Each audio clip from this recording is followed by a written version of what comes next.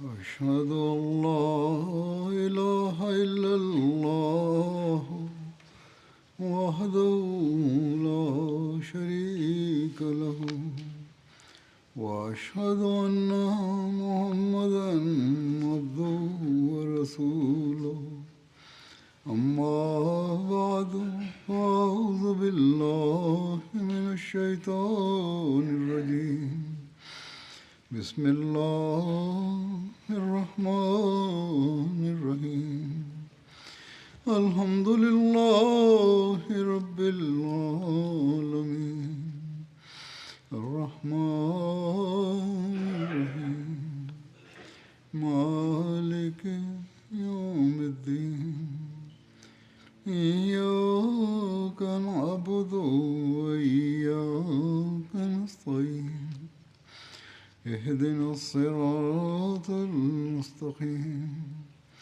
صراط الذين أنعمت عليهم غير المغضوب عليهم ولا الضالين. لا يزال الحديث جاريا عن المعارك التي دارت في عهد رسول الله صلى الله عليه وسلم، ونجد أيضا بهذا الصدد ذكر سرية غالب بن عبد الله الليثي رضي الله عنه إلى ناحية فدك. ذهب بشير بن سعد رضي الله عنه في 30 رجلا إلى بني مرة بفدك في شعبان من العام 7 للهجرة، فاستشهد أصحاب بشير بن سعد كلهم. لقد سبق أن ذكرت ذلك من قبل أيضا. فلما بلغ رسول الله صلى الله عليه وسلم مقتل أصحاب بشير بن سعد، أمر الزبير بن العوام رضي الله عنه وقال له: سر حتى تنتهي إلى حيث أصيب أصحاب بشير بن سعد، فإن ظفرك الله بالعدو فلا تبق منهم أحدا، أي لا تبقي من هؤلاء الظالمين الذين قتلوا المسلمين.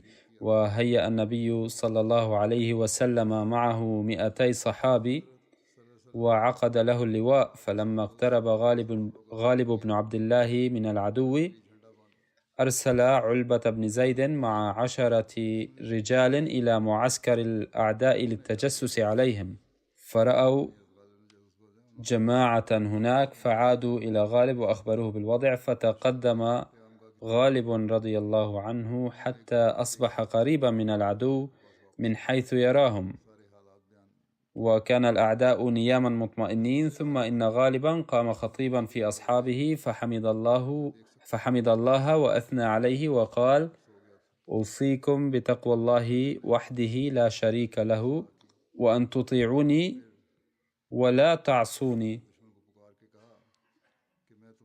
ولا تخالفوني في أمري، ولا تخالفوا أي أمر لي، فإن من لا يطيع فلا رأي له. وفي رواية أخرى: لا تعصوني، فقد قال رسول الله صلى الله عليه وسلم: من أطاع أميري فقد أطاعني، ومن عصى أميري فقد عصاني، فإن عصيتموني فقد عصيتم نبيكم. ثم إنه آخى بينهم وقال: يا فلان أنت مع فلان، ويا فلان أنت مع فلان، لا ينفصل أحد منكم عن أخيه، ولا يأتيني أحد فأسأله عن رفيقه فيقول لا أعلم، وقال عندما أكبر كبروا معي. ثم لما بدأ القتال طوق المسلمون العدو، فكبر غالب وكبر الصحابة معه واستلوا سيوفهم، فخرج العدو مستعدا للقتال، واستمرت المعركة بعض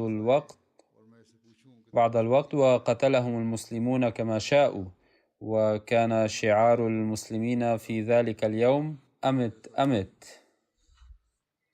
وساق المسلمون كثيرا من الإبل والمعز غنيمة، وكان سهم كل فرد منهم 10 إبل أو 10 ماعز بدلا من إبل واحد. وهناك سرية شجاع بن وهب، وقعت هذه السرية في ربيع الأول العام 8 للهجرة تحت قيادة شجاع بن وهب ناحية السي الواقعة ما بين مكة والبصرة على مسافة 5 ليال من المدينة. واسم والد شجاع رضي الله عنه هو وهب بن ربيعة، وكان شجاع من كبار الصحابة رضي الله عنهم الذين أسلموا في أوائل الإسلام، وخرج في السنة 6 مع الدفعة 2 من المهاجرين إلى الحبشة بأمر رسول الله صلى الله عليه وسلم، وبعد فترة عاد من الحبشة إلى مكة عندما سمع الإشاعة القائلة بأن أهل مكة قد أسلموا. وعندما أذن رسول الله صلى الله عليه وسلم للصحابة بالهجرة إلى المدينة، هاجر شجاع رضي الله عنه مع أخيه عقبة بن وهب من مكة إلى المدينة، وشهد بدرا وأحدا والخندق وسائر الغزوات مع رسول الله صلى الله عليه وسلم، واستشهد في معركة اليمامة وهو في 40 من عمره أو يزيد قليلا. وورد في تفاصيل هذه السرية أن رسول الله صلى الله عليه وسلم كانت تصله أنباء متواصلة بأن بني هوازن في منطقة السي يساندون أعداء الإسلام وينهبون أفراد القبائل الحليفة للمسلمين ثم يختبئون في الغابات.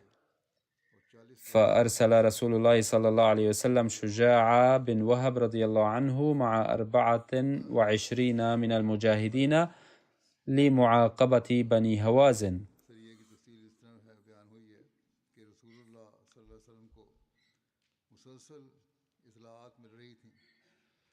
وكانوا يعرفون أيضا ببني عامر، وذلك في ربيع الأول السنة 8 من الهجرة. كان شجاع رضي الله عنه يسير مع المجاهدين ليلا ويكمن نهارا حتى صبحوا بني عامر على حين غرة منهم وأغاروا عليهم، وأمر شجاع رضي الله عنه المجاهدين بعدم مطاردة العدو، فأصابوا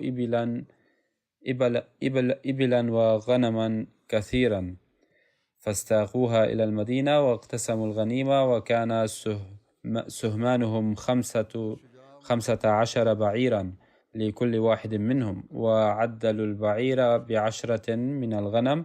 واستغرقت هذه السرية 15 ليلة. ثم هناك سرية كعب بن عمير رضي الله عنه إلى ذات أطلاح، وكانت في 8 من ربيع الأول العام 8 الهجري. بعث رسول الله صلى الله عليه وسلم كعب بن عمير الغفاري رضي الله عنه إلى ذات أطلاح، وهي مكان في أرض الشام خلف وادي القرى قريبا من مؤتة، وتبعد عن المدينة حوالي 600 ميل. وكان مع كعب 15 من الصحابة. وكان رسول الله صلى الله عليه وسلم قد وصلته أخبار بأن بني قضاعة بدأوا بتجهيز جماعة كبيرة لمهاجمة المسلمين في ذات أطلاح الواقعة ما بين وادي القرى. فلما بلغ كعب رضي الله عنه ذات الأطلاح لقي جيشا كبيرا من العدو، وكان سبب ذلك أن جاسوسا من العدو رأى المسلمين عندما اقترب كعب وأصحابه من ذات أطلاح، فأخبر قومه فورا بقدوم المسلمين، فأعدوا جيشا كبيرا. ودعا الصحابة القوم إلى الإسلام، فرفضوا وبدأوا يرشقون الصحابة بالسهام، فقاتل صحابة رسول الله صلى الله عليه وسلم جميعا وقتل صحابة رسول الله صلى الله عليه وسلم باستماتة حتى استشهدوا جميعا، ونجا صحابي واحد مصابا بجروح، وفي رواية أنه كعب بن عمير رضي الله عنه نفسه. فلما برد الليل ركب كعب وعاد إلى رسول الله صلى الله عليه وسلم وأخبره الخبر، فشق ذلك على رسول الله صلى الله عليه وسلم كثيرا، وهم بإرسال جيش إليهم، ولكن بلغه أنهم قد ساروا إلى موضع آخر فتركهم وأرجأ هذا القرار. ثم هناك غزوة مؤتة التي وقعت في جمادى الأولى من العام 8 الهجري الموافق لسبتمبر 629 الميلادي. ومؤتة قرية على حدود الشام في أرض البلقاء، وتبعد حوالي 600 ميل عن المدينة. وتعرف هذه الغزوة بغزوة جيش الأمراء أيضا، لأن النبي صلى الله عليه وسلم عين فيها على الجيش قبل إرساله عدة أمراء. وورد أن من أسباب هذه الغزوة أن رسول الله صلى الله عليه وسلم بعث الحارث بن عمير بكتابه إلى حاكم بصرة، فلما نزل مؤتة عرض له شرحبيل ابن عمرو الغساني فقال: أين تريد؟ قال: الشام. قال: الشام.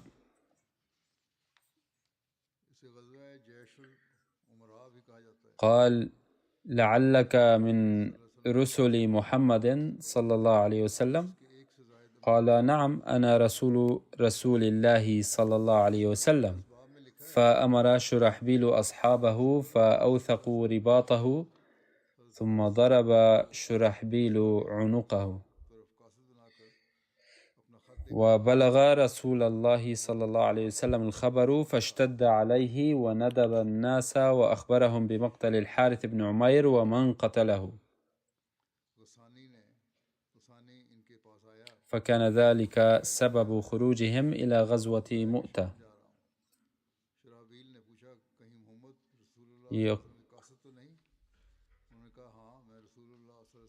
قال حضرة المصلح الموعود رضي الله عنه وهو يذكر أسباب هذه المعركة وخلفيتها: لدى عودة النبي صلى الله عليه وسلم من العمرة، بدأ صلى الله عليه وسلم يتلقى أخبارا تقول إن القبائل المسيحية على حدود الشام تعد للهجوم على المدينة نتيجة التحريض والإغواء من طرف اليهود والمشركين. فأرسل مجموعة من 15 رجلا لتقصي الحقيقة، فحين وصلوا حدود الشام رأوا جيشا يتجمع هناك، ولكنهم بدلا من أن يرجعوا في الحال إلى الرسول صلى الله عليه وسلم ويخبروه بالأمر، غلبهم حماس تبليغ الدعوة الذي كان شعار المؤمن الحقيقي في ذلك الزمن. فتقدموا بشجاعة وبدأوا بدعوة هؤلاء الناس إلى الإسلام. كيف يمكن لأولئك الذين كانوا محرضين من قبل الأعداء والذين أرادوا مهاجمة وطن محمد رسول الله صلى الله عليه وسلم وفتحه أن يتأثروا بتعاليم التوحيد التي قدمها هؤلاء؟ لم يكن من المتوقع أن يكون للتبليغ أي تأثير عليهم، وبمجرد أن بدأ هؤلاء بإسماعهم تعاليم الإسلام أمسك جنود الأعداء من كل جانب بأقواسهم وبدأوا برميهم بالسهام. عندما رأى المسلمون أن رد فعل الناس على تبليغهم لم يكن بتقديم الأدلة والبراهين بل برمي السهام، لم يهربوا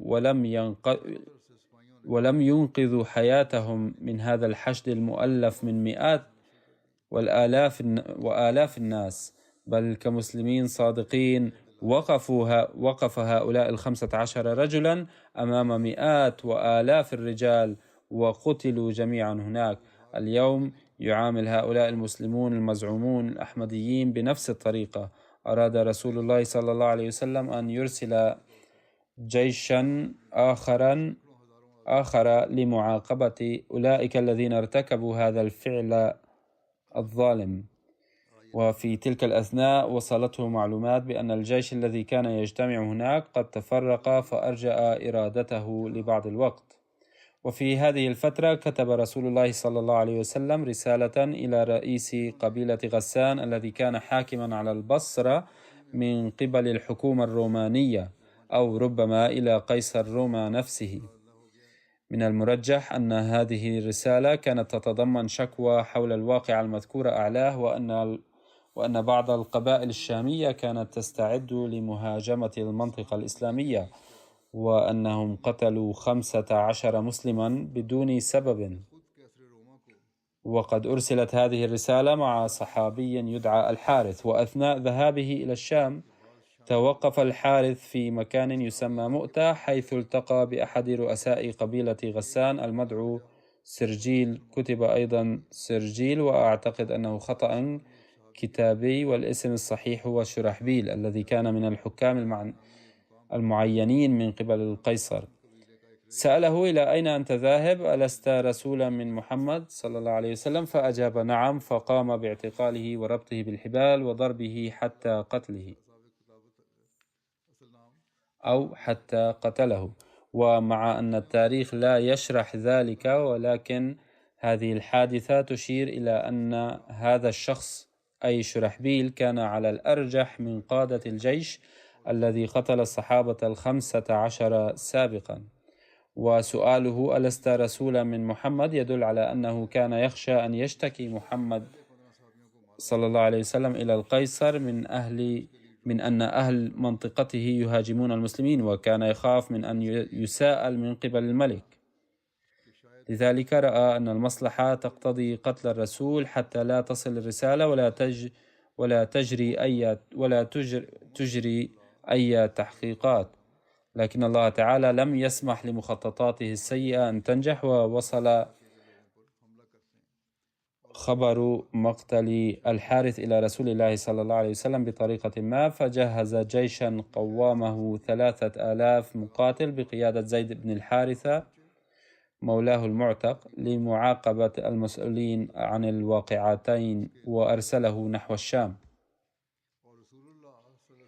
ورد في هذه المناسبة ذكر تعيين أمراء جيش رسول الله صلى الله عليه وسلم كالتالي: فأمر رسول الله صلى الله عليه وسلم زيد بن حارثة على 3000، أمره على 3000، وقال: إن قتل فجعفر بن أبي طالب، فإن قتل فعبد الله بن رواحة، فإن قتل فليرتضي المسلمون برجل من بينهم يجعلونه عليهم. كان هناك يهوديا اسمه النعمان قال: يا أبا القاسم، كان اليهود ينادون النبي صلى الله عليه وسلم بهذا الاسم: إن كنت نبيا فسميت من سميت قليلا أو كثيرا أصيبوا جميعا، لأن أنبياء بني إسرائيل كانوا إذا استعملوا الرجل على القوم ثم قالوا إن أصيب فلان فلو سمى 100 أصيبوا جميعا. ثم جعل يقول لزيد: اعهد فإنك لا ترجع إلى محمد إن كان نبيا. قال زيد: فأشهد أنه صلى الله عليه وسلم رسول صادق وبار. وأثناء تعيين النبي صلى الله عليه وسلم للأمراء حدث أن جعفرا قال: يا رسول الله صلى الله عليه وسلم، بأبي أنت وأمي يا رسول الله، ما كنت أرهب أن تستعمل علي زيدا، يعني أنه من عائلة نبيلة ولم يعين أميرا. فأجاب النبي صلى الله عليه وسلم: امضي فإنك لا تدري أي ذلك خير. عقد لهم النبي صلى الله عليه وسلم لواء أبيض ودفعه إلى زيد، وأوصاهم أن يأتوا مقتل الحارث بن عمير وأن يدعوا من هناك إلى الإسلام، فإن أجابوا وإلا استعينوا عليهم بالله وقاتلوهم. ودعاهم رسول الله صلى الله عليه وسلم وأوصاهم، وتفصيله هو أن الناس أسرعوا بالخروج وعسكروا بالجرف على 3 أميال من المدينة. وخرج النبي صلى الله عليه وسلم أيضا مشيعا لهم حتى بلغ ثنية الوداع. قبل انطلاقهم للحرب أوصى النبي صلى الله عليه وسلم الجيش الإسلامي قائلا: أوصيكم بتقوى الله وبمن معكم من المسلمين خيرا، أغزوا بسم الله في سبيل الله من كفر بالله، لا تغدروا ولا تغلوا ولا تقتلوا وليدا ولا امرأة ولا كبيرا فانيا ولا منعزلا بصومعة، ولا تقربوا نخلا ولا تقطعوا شجرا ولا تهدموا بناء. وكذلك قال صلى الله عليه وسلم لأمير الجيش: وإذا لقيت عدوك من المشركين فادعهم إلى 3 خصال، فأيتهن ما أجابوك فاقبل منهم وكف عنهم. ادعهم إلى الإسلام، فإن أجابوك فاقبل منهم وكف عنهم. ثم ادعهم إلى التحول من دارهم إلى دار المهاجرين، وأخبرهم أنهم إن فعلوا ذلك فلهم ما للمهاجرين وعليهم ما على المهاجرين، فإن أبوا أن يتحولوا منها فأخبرهم أن يكونوا كأعراب المسلمين، يجري عليهم حكم الله الذي يجري على المؤمنين، ولا يكون لهم في الغنيمة والفيء شيء إلا أن يجاهدوا مع المؤمنين، فإن هم أبوا فسلهم الجزية، فإن أجابوك فاقبل منهم وكف عنهم الأذى، فإنهم أبوا فاستعن عليهم بالله وقاتلهم. وإذا حاصرت أهل حصن فأرادوك أن تجعل لهم ذمة الله وذمة نبيه، فلا تجعل لهم ذمة الله ولا ذمة نبيه، ولكن اجعل لهم ذمتك وذمة أصحابك، فإنكم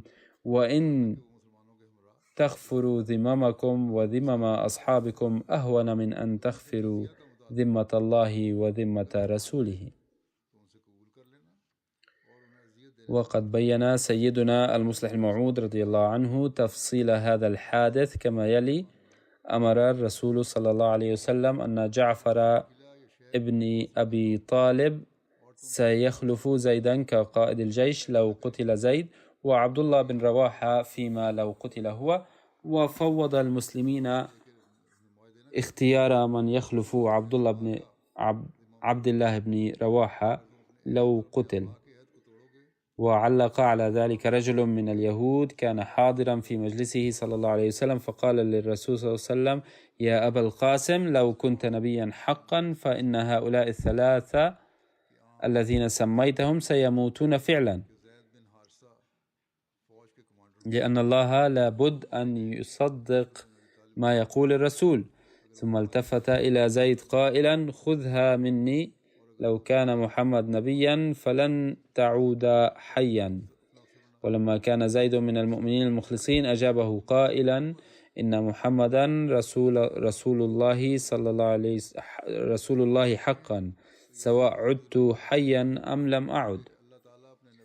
في الصباح التالي حمل الجيش المسلم عدته واستقبل وجهته في رحلة طويلة، وصحبهم الرسول صلى الله عليه وسلم ورفاقه إلى بعض الطريق، ولم يحدث أبدا أن خرجت حملة بهذه الأهمية والحجم بدون قيادة الرسول صلى الله عليه وسلم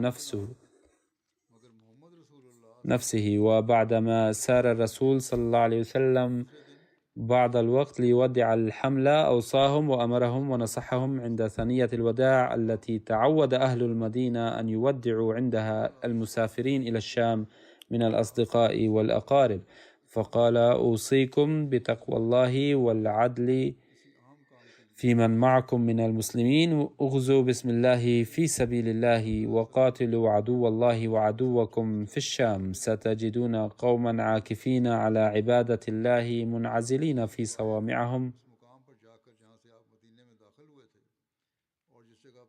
فلا تتعرضوا لهم ولا تؤذوهم، لا تقتلوا في أرض العدو وليدا ولا امرأة ولا أعمى ولا شيخا فانيا، ولا تقطعوا نخلا ولا شجرة ولا تهدموا بناء. بعد ذلك عاد الرسول صلى الله عليه وسلم وتقدم الجيش إلى الأمام. وفي مكان آخر بين المصلح الموعود رضي الله عنه الحادثة نفسه كما يلي: يقول: كان من حكمة الله تعالى أن تحققت هذه الواقعة تماما بهذا التفصيل، أي ما قاله صلى الله عليه وسلم عن استشهاد القادة. فقد استشهد زيد أولا، فتولى جعفر قيادة الجيش، ثم استشهد هو أيضا، وبعده تولى عبد الله بن رواحة رضي الله عنه قيادة الجيش وقتل هو أيضا. وكاد الجيش أن يتفرق حتى أخذ خالد بن الوليد رضي الله عنه الراية بيده بناء على طلب بعض المسلمين، فرزق الله تعالى المسلمين الفتح بواسطته وعاد بالجيش سالما. سيستمر هذا الذكر في المستقبل إن شاء الله. أما الآن فأود أن أذكر شهيدا وبعض المرحومين، وسأصلي عليهم الجنازة بعد صلاة الجمعة. الشهيد من قتل في الأسبوع الماضي في كراتشي اسمه لئيق أحمد تشيما ابن تشودري نذير أحمد تشيما، وقد استشهد في 18 من أبريل. إنا لله وإنا إليه راجعون. هاجمه الغوغاء وقتلوه بطريقة وحشية. كان عمر الشهيد 47 عاما. وجاء في تفصيل الحادث أنه في يوم الحادثة وصلت معلومات بأن المعارضين يتجمعون على شكل مسيرة خارج القاعة الأحمدية مركز الجماعة في كراتشي ويثيرون الشغب، وذلك يوم الجمعة. فأرسل الشهيد لئيق أحمد تشيما للاستطلاع. وصل الشهيد المرحوم إلى الموقع وعرفه المعارضون وهاجموه وسحبوه إلى ساحة على مسافة قصيرة وقتلوه هنالك بوحشية ضربا بالطوب والحجارة. وعندما حاول أحد أصحاب المتاجر الموجودين بالقرب منه لسقيه الماء وهو في حالة النزع، منعوه من ذلك بالقوة. وصلت الشرطة إلى الموقع بعد أكثر من نصف ساعة من الحادثة، ومن ثم نقلت الجثة إلى المستشفى حيث تم التأكيد على وفاته.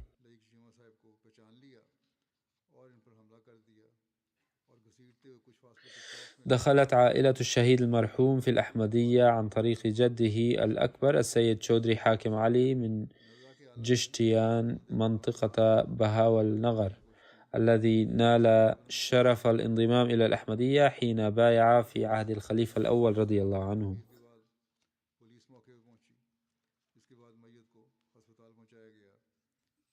لم يكن الشهيد المرحوم مثقفا كثيرا، غير أنه كان يملك ورشة لتصليح السيارات والدراجات النارية، وقد توسعت أعماله كثيرا. ونظرا لسمعته الطيبة كانت العديد من المؤسسات الحكومية ترسل سياراتها إليه لإصلاحها. كانت علاقاته الاجتماعية واسعة جدا لهذا السبب. كان الشهيد موصيا بفضل الله تعالى، وكان دائما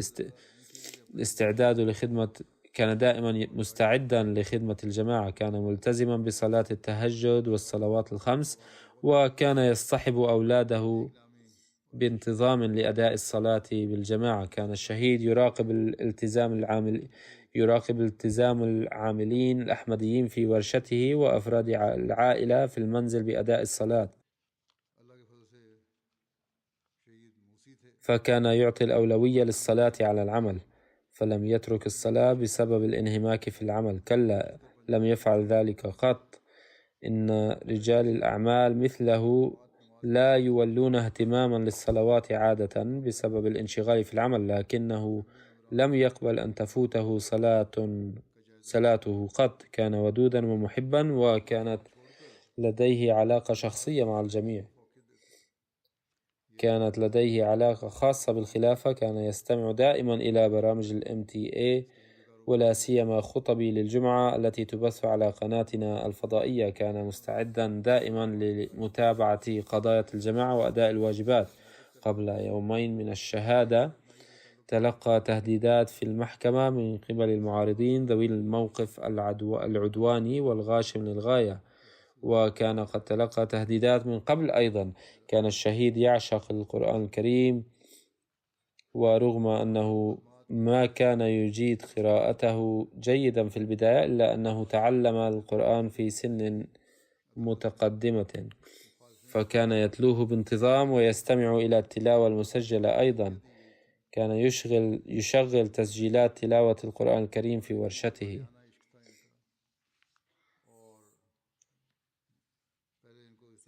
قبل حادثة الاستشهاد طلب منه صديق مريض أن يدبر الدم له، فأجاب الشهيد بعد صلاة الجمعة: سأذهب بنفسي وأتبرع بدمي لك. لكن الله كان قدر أمرا آخر وأكرمه بمرتبة الشهادة. كانت له زوجتان، تقول أولاهما السيدة مريم لئيق: كان الشهيد يهتم باحتياجاتي ويربي الأطفال بأفضل طريقة ويوجههم كثيرا إلى أداء الصلاة. تقول زوجته الثانية: إنه تعامل مع كلتينا بطريقة جعلتنا نعيش كالأختين. رغم أن ثقافته الدنيوية كانت بسيطة إلا أن معرفته العامة كانت واسعة جدا، وكان حديثه في معظم الأحيان يدور حول الأنبياء الكرام.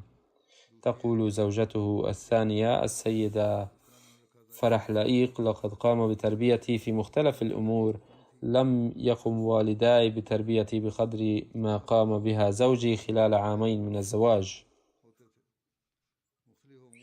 يقول أخو الشهيد الراحل: كان أخي يذكرنا دائما بالشهادة ويقول إنها نعمة لا تمنح إلا للمحظوظين عند الله فحسب. وكان يقول: إذا حان وقت استشهادي فسأستقبل الرصاص في صدري. ويضيف أخوه: مهما كانت الظروف صعبة ومتوترة كان دائما يوصي إخوته بالذهاب إلى المسجد لأداء الصلاة، لأنه هو الوقت لإبداء الشجاعة والجلد. يقول ابنه حزقيل أحمد وهو المسكين البالغ من العمر 12 عاما فقط، يقول: نصحني أبي بعدم الخوف، لذلك لم أكن خائفا على الإطلاق عند استشهاده، فلقد أظهر هذا الصبي شجاعة كبيرة وصبرا عظيما، وقال: أنا شجاع مثل أبي، ومستعد أيضا لاستقبال الرصاصة في صدري. ترك الشهيد خلفه زوجتيه و7 أطفال وأختا وأخا. ابنته الكبرى تبلغ من العمر 17 عاما، بينما الصغرى عمرها 1.5 سنة. وقد أخبر زوجته بناء على رؤيا في المنام بأنه رأى أنه سيرزق بطفل آخر. فقالت الزوجة الثانية: عندما أجريت الفحص وجدت أنني حامل بنعمة الله تعالى. يقول السيد توصيف داعية الجماعة في المنطقة: كان الفقيد يؤدي الصلوات الخمس بالجماعة في المركز، وكان مواظبا على صلاة التهجد، حريصا على النوافل، مطيعا للخلافة، منفقا على الفقراء، ومجتهدا في أداء حقوق الله وحقوق العباد. كان مساعدا للمحتاجين والمعوزين لدرجة لو لقي أحدهم في الطريق ساعده فورا، وإذا رأى سيارة أحد معطلة في الطريق يتوقف ويساعد صاحبها. كان يساعد المحتاجين بصمت ويداوم على الخير ويخدم الجميع بكل إخلاص. كان واثقا بالله تعالى تمام الثقة، ويعزو كل إنجازاته ونجاحاته إلى فضل الله تعالى. رغم الظروف الصعبة والمشاكل كان دائما يؤدي الصلوات بالجماعة في وقتها في المركز. كان إنسانا لطيفا، إذا قال له أحد شيئا في غضبه كان يلتزم الصمت ولا يرد عليه، بل يبتسم وينصرف من ذلك المجلس.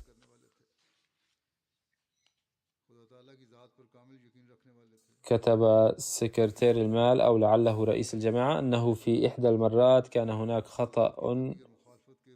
خطأ في حسابنا، وبناء عليه أخبرناهم أن مبلغا من التبرع لا يزال بذمته، فلم يقل أنه ليس متخلفا في أدائه، بل سدد المبلغ على الفور، وكان مبلغا كبيرا يقدر ب100,000 روبية.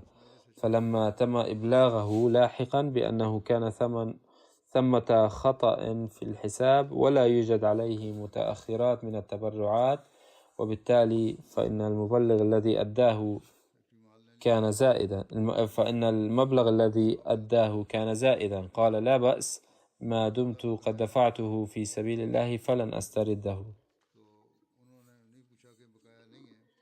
ويقول أحد الإخوة بأنه كان من المقرر أن ينتقل مع أسرته إلى بلد آخر، وكانت جميع الاستعدادات قد اكتملت، وقبل يوم من استشهاده قال لي: سننتقل إلى بلد فيه حرية الدين، وأتمنى أن أعلم أبنائي الآذان والتكبير بصوت عال وبطريقة صحيحة، وذلك لكي نصلي جماعة في المنزل هناك، ونؤذن ونقيم الصلاة كما ينبغي بكل حرية.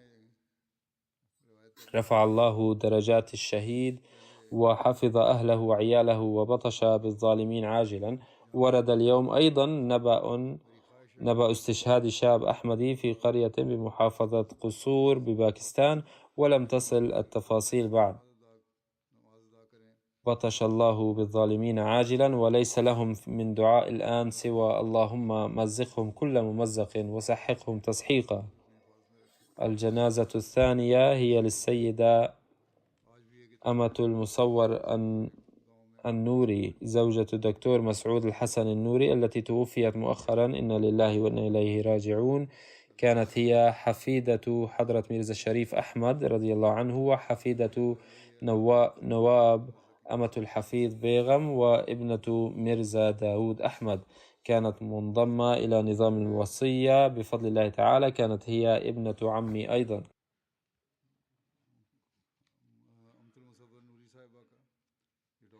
يقول الدكتور مسعود الحسن: إن الخليفة الثالث رحمه الله تعالى هو من رتب زواجنا بنفسه، لم يسألها حضرته ولا والديها، بل سأل والدي فقط قائلا: هل أزوجه؟ ثم عندما أخبر الخليفة الثالث والدها العقيد ميرزا داود أحمد عني، طلبا والداها وقتا للاستخارة، فقال لهما: حضرة الخليفة، لقد قمت بالاستخارة بنفسي ولا حاجة للمزيد، فزوجوها.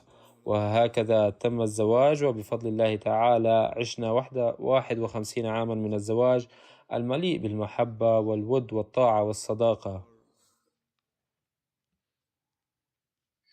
كانت المرحومة ملتزمة بالصلوات والعبادة، محبة للفقراء وكريمة معهم، وكانت مضيافة وشديدة التوكل على الله.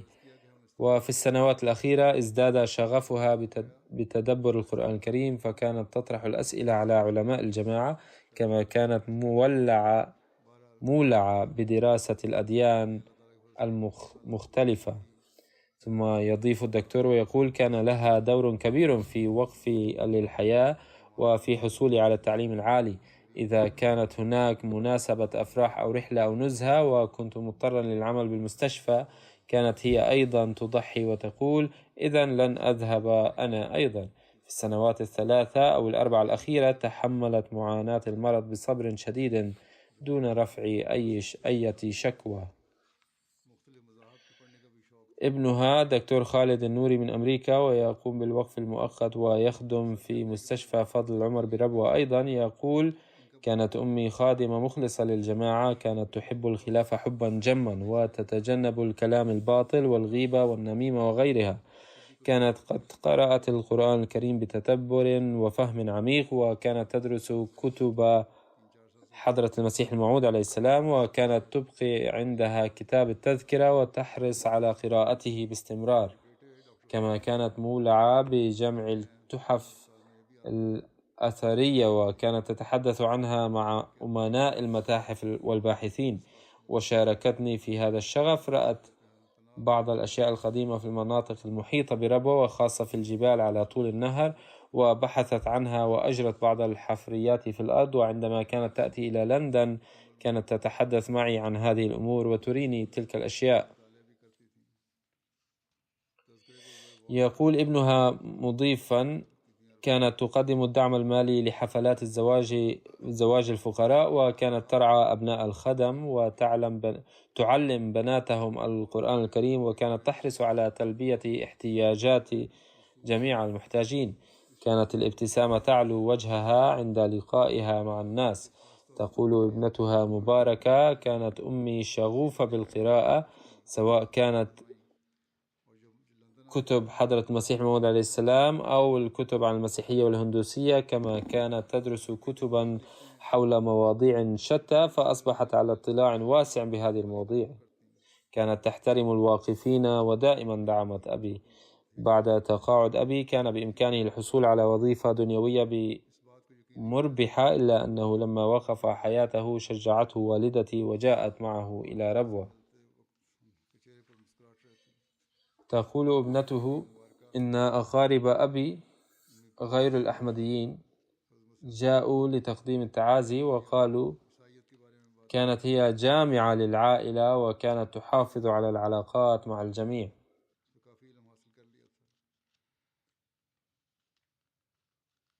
كانت تنصحني بتجنب التحدث عن أمور منزلي خارجا، وقالت: إذا أردت النصيحة فاكتبي لخليفة الوقت ثم اعملي بما ينصحك.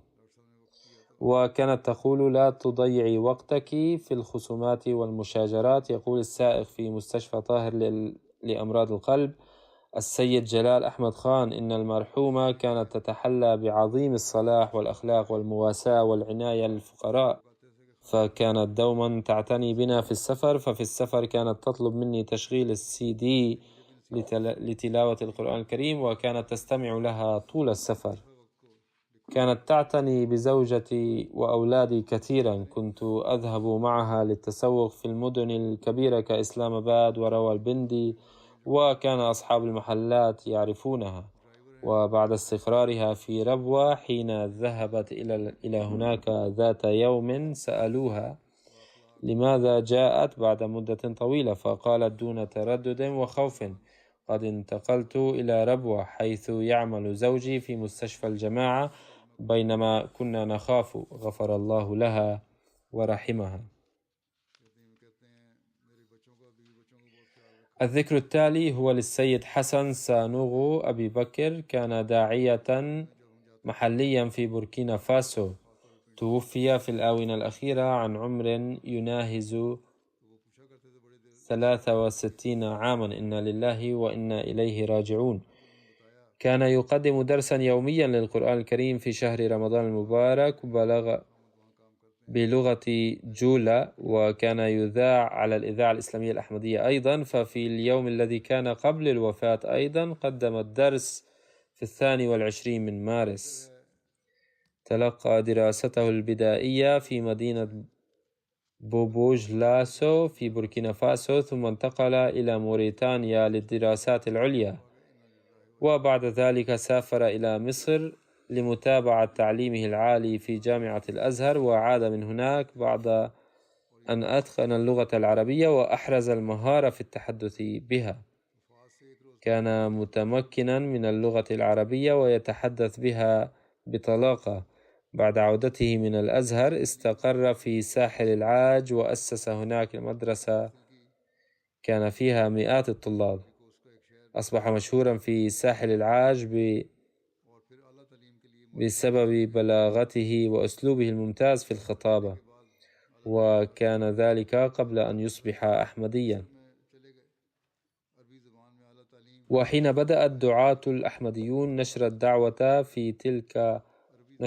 في تلك المنطقة قدمه المعارضون لمواجهة الأحمديين. كان فخورا جدا بمهاراته اللغوية. يقول: شخصيا يوم الحوار والمناظرة ارتديت عباءة كبيرة وجئت متباهيا واضعا في البال إني اليوم سأشتهر كثيرا بهزيمتي للأحمديين وأحقق مكانة عالية، لكن لما كان الله تعالى قد خلق الصلاح في طبعه فقد أدرك سريعا أن الحق مع الأحمديين وأن الأدلة معهم.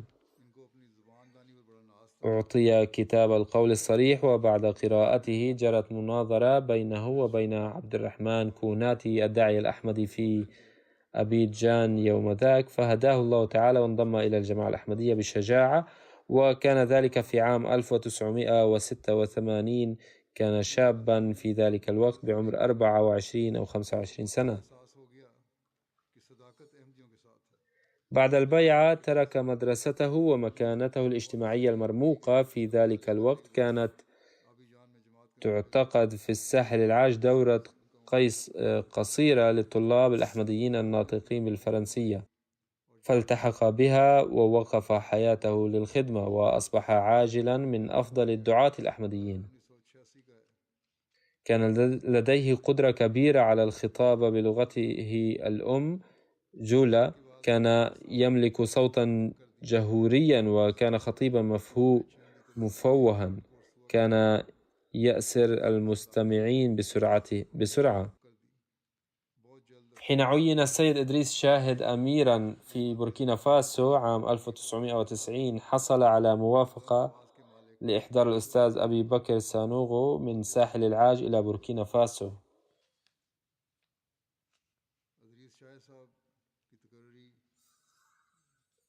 فشارك المرحوم في جهاد التبليغ، وسرعان ما بدأ يحقق النجاحات في المناطق الناطقة بلغة جولا، وتأسست بدعوته فروع جديدة كثيرة للجماعة هناك. في عام 1999 أرسل إلى منطقة دوري في بوركينا فاسو، حيث استشهد بعض الإخوة قبل فترة. اللغة العربية في تلك المنطقة منتشرة، وكان المشايخ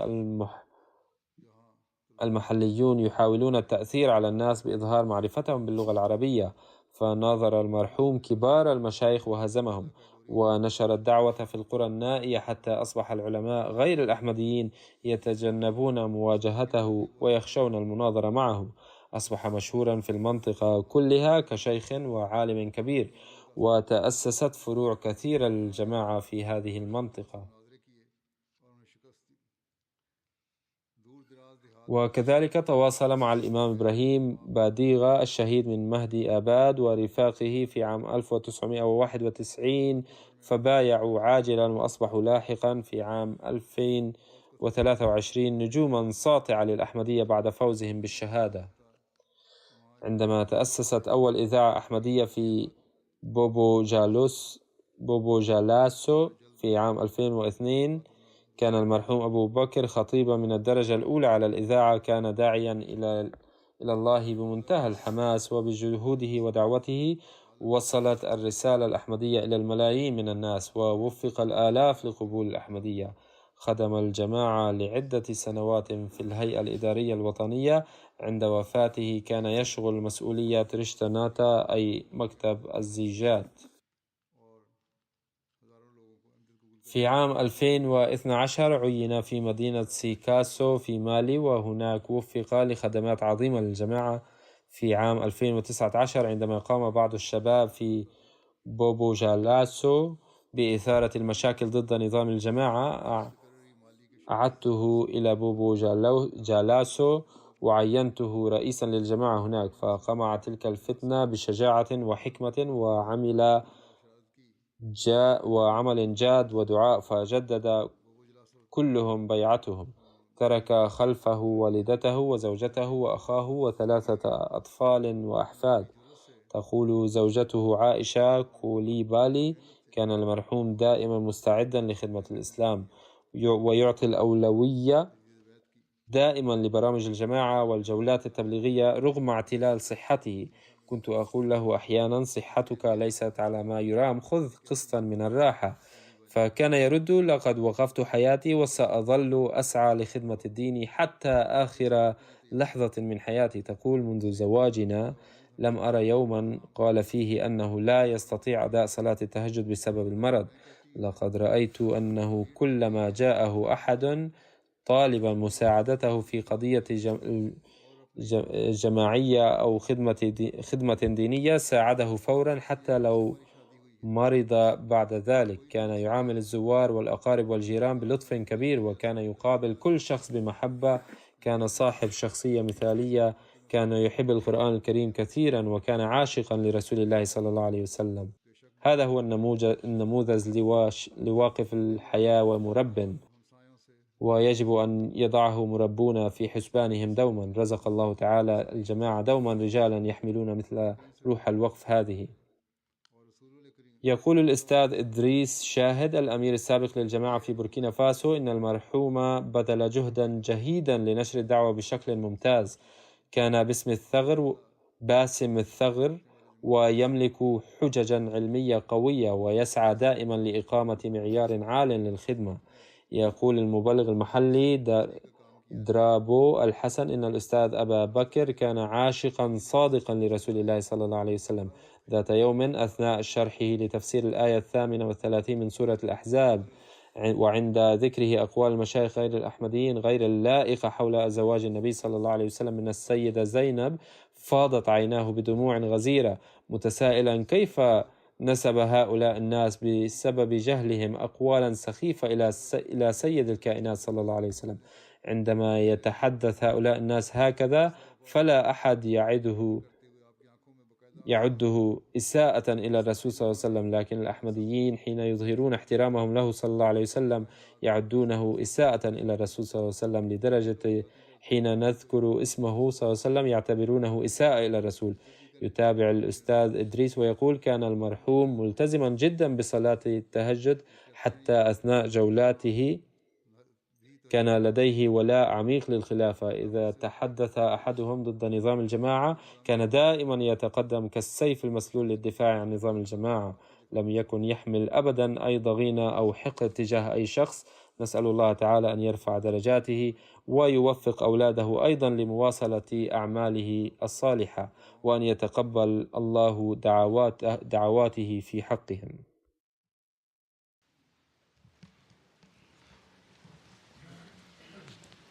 الحمد لله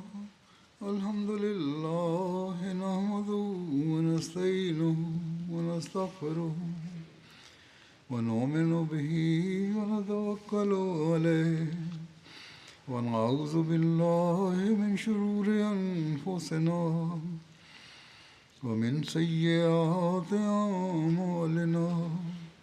من يهده الله فلا مضل له ومن يضلل فلا هادي له.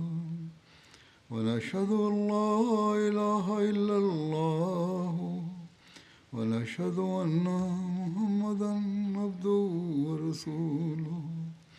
عباد الله رحمكم الله، إن الله يأمر بالعدل والإحسان وإيتاء ذي القربى وينهى عن الفحشاء والمنكر والبغي يعظكم لعلكم تذكرون. اذكروا الله يذكركم وادعوه يستجب لكم ولذكر الله أكبر.